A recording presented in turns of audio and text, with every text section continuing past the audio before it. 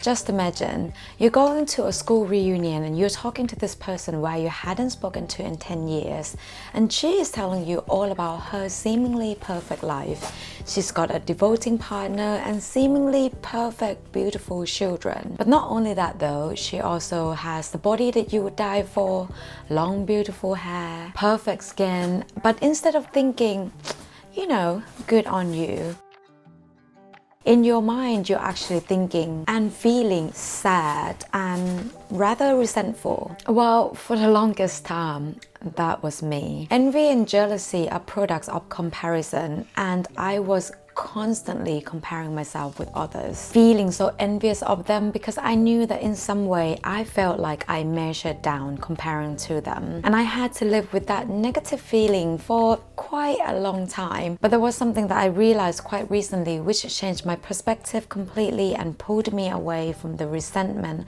and self-destruction path. Welcome to the channel. My name is Poppy. If you're new around here, in this channel I do talk about my journey to become a better version of myself, mainly financially but also emotionally and mentally. So if these are the topics that you're interested in, then do hit that subscribe button to join the ride. And I would also appreciate it if you hit that like button because that helps a lot with the YouTube algorithm. Thinking back in the past, there were a few times in my life where my jealousy and envy were really strong. And in order for me to tell you how I overcame them, I need to talk about them. During my school years to my early 20s, it was all about appearance. Growing up looking the way I look in Thailand wasn't easy.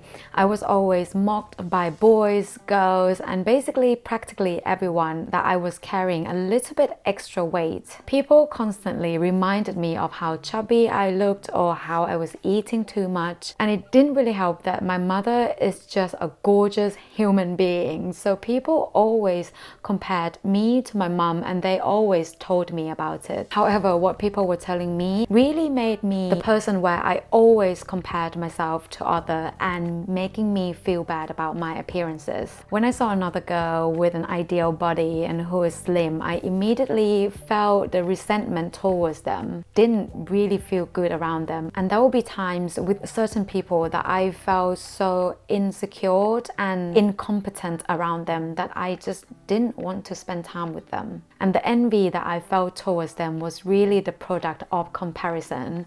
And that's why people say comparison is a thief of joy. And people always say, it's so easy to stop comparing yourself to others. Just don't do it. But it's not as simple as it sounds because it's inevitable.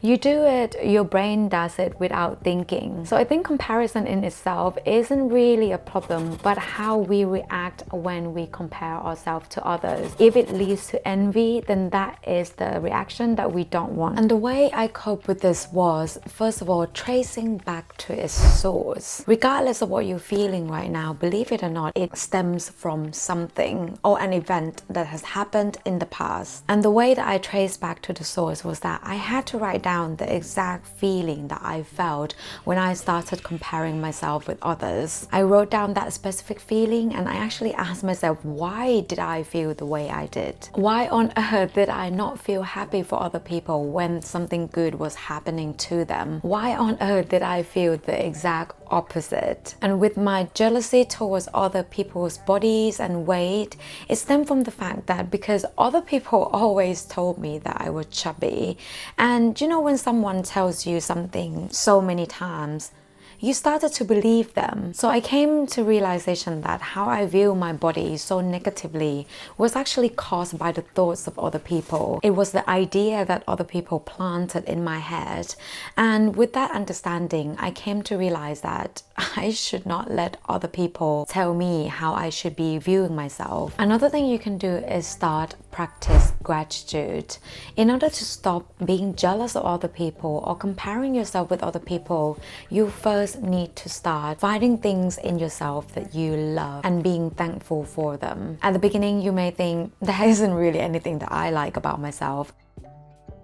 I love everything about what other people has, their appearances. If you look closely, you'll find something good about you. And it doesn't even have to be permanent. It could be like, oh, I like how my eyebrows look today, or my hair actually looks nice today.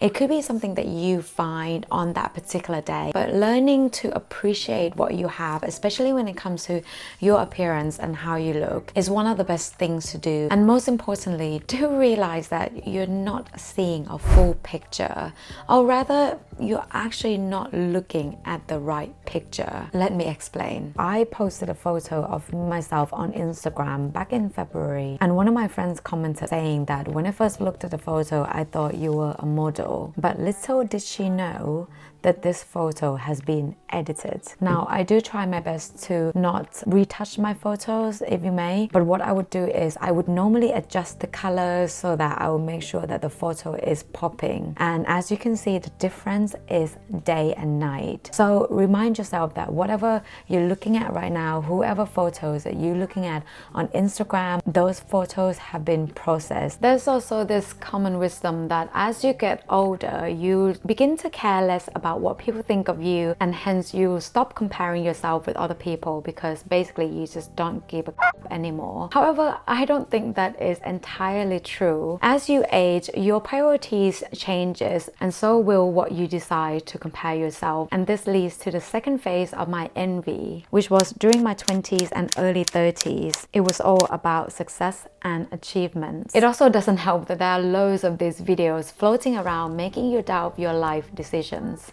I'm 14. I'm an investor, an author, and a motivational speaker. I make $100,000 a month. I did pretty well in my uni years, and I actually graduated with a first class honor. And in my 20s, when I saw that some of my friends who were behind me during university, however, they managed to get really good jobs. And in some ways, when they achieved what they achieved, I actually felt like they don't deserve that.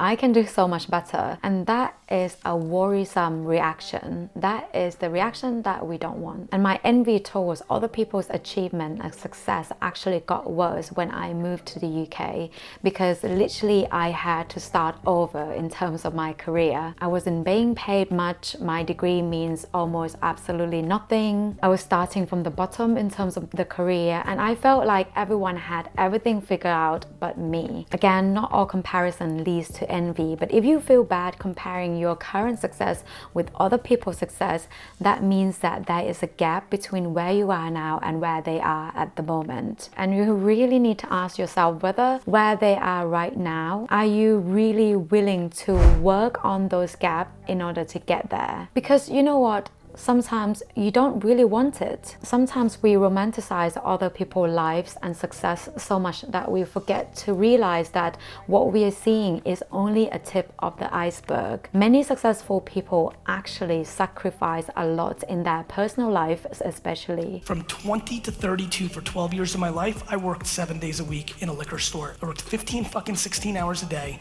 every single day. So the best thing to do, first of all, when it comes to success, is to look at it very subjectively. Are you willing to work to get there where other people are? Is it really something that you want? And if the answer is no, that's okay. You just need to let this comparison pass without having to react to it in a hostile way. However, if the answer is yes, that means that you now need to walk down a self-improvement path. Think about what you need to do to get to the point that other people are right now. Think of the action plan, make them your goal, and put time and effort into achieving them. And this is something that I did when I started my career in accounting in London. I looked at what I could do in order to be them, and I think it is quite a healthy thing to do. So for example, if you know that your friends are earning more than you and you want to be earning at the same level, you know that there are many things that you can do. So for example, you can ask for a pay rise. If you find another job in another company, most of the time